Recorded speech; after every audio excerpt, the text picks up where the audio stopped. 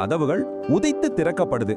தாய்மார்களோட கதறலுக்கு நடுவுல அவங்க கையில இருந்து பச்சிலம் குழந்தைகளை பிடுங்குறாங்க. ஃபிரௌனோட ஒரு கொடூரமான உத்தரவால ஒரு பெரிய படுகொலையே அங்க நடந்துகிட்டு இருந்துச்சு.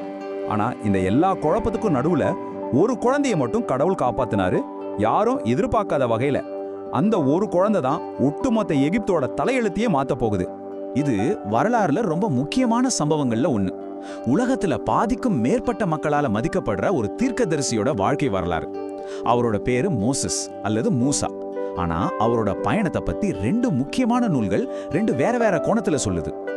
அப்போ இந்த ஒப்பீட்டுல நாம கேட்க போற முக்கியமான கேள்வி என்னன்னா, மூசாவை பத்தின குரான் மற்றும் பழைய ஏற்பாட்டோட பதிவுகளை ஒப்பிட்டு பார்க்கும்போது எந்த பதிவு வரலாற்று சான்றுகளோட ரொம்ப நெருக்கமா இருக்குன்னு இந்த மூல ஆதாரம் சொல்லுது? வாங்க பார்க்கலாம். நாம மூசாவோட வாழ்க்கை பயணத்தை ஒன்னொன்னா பார்க்கலாம். ஒவ்வொரு முக்கியமான கட்டத்திலையும் இந்த 2 கதைகளும் எப்படி ஒத்து போகுது, எங்க வேறுபடுதுன்னு நம்ம ஆராய போறோம். சரி, வாங்க முதல்ல ஆரம்பிக்கலாம். மூசாவோட பிறப்பு.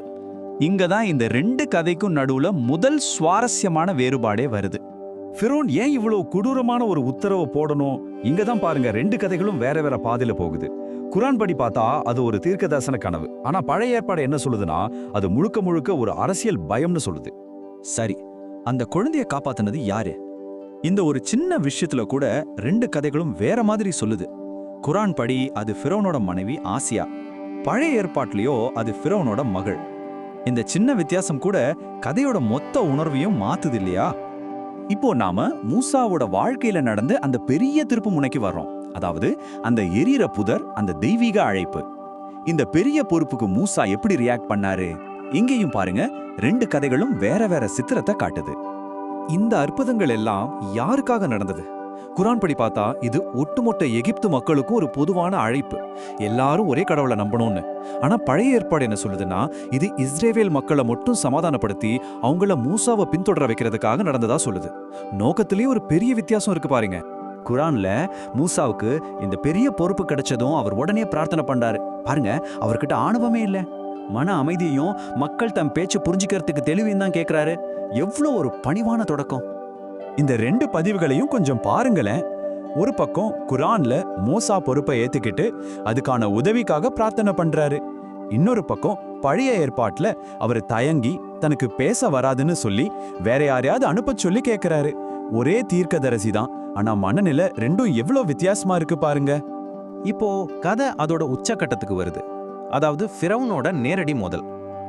இங்கதான் குரான் சொல்ற சில விஷயங்கள் வரலாற்று ரீதியா எவ்வளோ கரெக்டா இருக்குன்னு இந்த மூல ஆதாரம் வாதிடுது. குரான்ல ஃபிர்வோன் ஹாமான்னு ஒருத்தர்கிட்ட பேசுறத பாக்குறோம். யார் இந்த ஹாமான்? இந்த ஒரு பேர் தான் இந்த மூல ஆதாரத்தோட முக்கியமான ஒரு வாதத்துக்கே அடித்தளமா அமையுது. இத கொஞ்சம் கவனிச்சு பாருங்க. மூல ஆதாரம் என்ன சொல்லுதுன்னா, குரான்ல வர ஹாமான் எகிப்தியர் கல்வெட்டுக்கள்ல இருக்கிற கல்குவாரிகளின் தலைவர்ங்கிற பட்டத்தோட சரியா பொருந்தி போறாராம். ஆனா பழைய ஏற்பாட்டுல வர ஹாமான் பல 100 வருஷத்துக்கு அப்புறம் வாழ்ந்த ஒரு பெர்ஷிய ஆலோசகர். இந்த முரண்பாடை தான் ஆதாரம் பெருசா சுட்டி காட்டுது. அது மட்டும் இல்ல, குரான் அந்த போட்டி நடந்த நாளை அலங்கார நாள்னு சொல்லுது. இது ஓபெட் திருவிழான்னு சொல்ற ஒரு பழங்கால எகிப்திய பண்டிகையோட பொருந்தி போறதாவும் இந்த ஆதாரம் சொல்லுது. சரி, இப்போ கதை அதோட கிளைமேக்ஸுக்கு வந்தாச்சு. வாதைகள், அற்புதங்கள், எகிப்தை விட்டு வெளியேறுதல். இந்த சம்பவங்களுக்கு மத நூல்களுக்கு வெளியில ஏதாவது ஆதாரம் இருக்கா? இருக்குன்னு சொல்லுது இந்த மூல ஆதாரம். இந்த மூல ஆதாரம் இபுவர் பாப்பிரஸ்னு ஒரு பழைய எகிப்திய ஆவணத்தை நமக்கு காட்டுது. இது ஒருவேளை அந்த வாதைகளை பத்தின ஒரு நேரடி பதிவா இருக்கலாம்னு வாதிடுது. அதுல இருந்து சில வரிகளை நீங்களே பாருங்க. அதே பாப்பிரஸ்ல இருந்து இன்னும் சில வரிகள் பாருங்க. இருட்டு, நோய், குரான்லயும் பைபிள்லயும் சொல்லப்பட்ட வாதைகளுக்கும் இதுக்கும் எவ்வளவு ஒற்றுமை இருக்குன்னு இந்த ஆதாரம் காட்டுது. குரான்ல ஒரு ஆச்சரியமான விஷயம் சொல்லப்பட்டிருக்கு. அதாவது ஃபிரௌனோட உடல் பின்னாடி வர்றவங்களுக்கு ஒரு அடையாளமா பாதுகாக்கப்படும்னு. இது ஒரு தீர்க்க தரிசனம், அது இப்போ நிறைவேறிடுச்சுன்னு இந்த மூல ஆதாரம் சொல்லுது. அதுக்கு சான்றா கண்டுபிடிக்கப்பட்ட மம்மிகளையும் காட்டுது. எகிப்தை விட்டு வெளியே போனதோட கதை முடியல. பாலைவனத்துல நடந்த ஒரு முக்கியமான சம்பவம் இந்த 2 கதைகளோட மரபையும் ரொம்ப ஆழமா பாதிக்குது. இதுதான் நம்மள மூல ஆதாரத்தோட கடைசி வாதத்துக்கு கூட்டிட்டு போகுது. தங்க கன்றுக்குட்டியை செஞ்சது யாரு? இங்கதான் பாருங்க, 2 கதைக்கும் நடுவுல ஒரு பெரிய அதிர்ச்சியான வித்தியாசம் வருது. குரான் என்ன சொல்லுதுன்னா, சாமீர்னு ஒருத்தன் தான் அதை செஞ்சான்னு.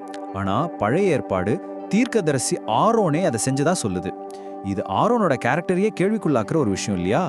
சரி, இதுவரைக்கும் நாம பார்த்த இந்த வித்தியாசங்களை வச்சு மூல ஆதாரம் தன்னோட வாதத்தை 7 முக்கியமான பாயிண்ட்ஸா தொகுக்குது. இத குர்ஆனோட 7 அற்புதங்கள்னே அது சொல்லுது. இந்த 7 விஷயங்களையும் பாருங்க. சரியான அரச பட்டம், அந்த அலங்கார நாள், ஹாமனோட வரலாற்று பாத்திரம், வாதைகளோட விவரங்கள், ஃபிரோனோட உடல் பாதுகாக்கப்படுறது, கடைசியா இந்த சாம்ரிங்கிற பேர் வரைக்கும். இது எதுவுமே குர்ஆன் வெளிப்படுத்தப்பட்ட காலத்துல அரேபியால யாருக்கும் தெரிஞ்சிருக்க வாய்ப்பே இல்லை. இதுதான் குர்ஆனோட வரலாற்று துல்லியத்துக்கு ஆதாரம். இந்த மூல ஆதாரம் ரொம்ப அழுத்தமா சொல்லுது.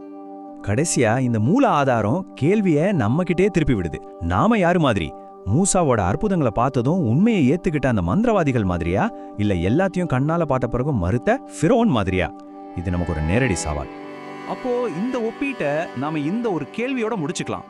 ஒரே கதைக்கு 2 விதமான விளக்கங்கள் இருக்கும்போது அது வரலாறு, நம்பிக்கை, உண்மை, இது எல்லாம் பத்தி நமக்கு என்ன சொல்ல வருது? இது யோசிக்க வேண்டிய ஒரு விஷயம்.